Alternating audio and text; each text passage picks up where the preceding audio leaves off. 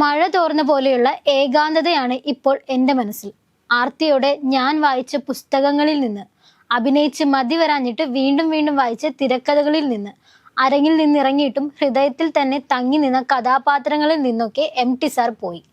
തനിക്ക് പിതൃതുല്യനായ MTക്ക് വിട പറഞ്ഞ മോഹൻലാൽ.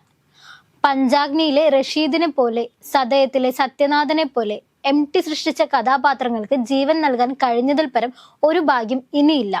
താൻ വായിച്ച് കണ്ണു നിറഞ്ഞ വരികൾ അഭിനയിച്ചു കഴിഞ്ഞപ്പോൾ പ്രേക്ഷകരുടെ കണ്ണും നിറഞ്ഞു.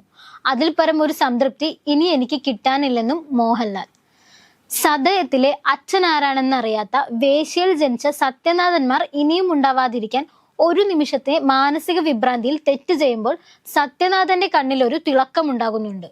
ഒരുപാട് മാനങ്ങളുള്ള ഒരു നിസ്സഹായത. അത്രയും നിസ്സഹായതയെ അഭിനയിച്ച് ഫലിപ്പിക്കുക എന്നത് മോഹൻലാലിന് മാത്രം പറ്റുന്നതാണ്. എഴുതി ഫലിപ്പിക്കുക എന്നത് MTക്ക് മാത്രം പറ്റുന്നതും.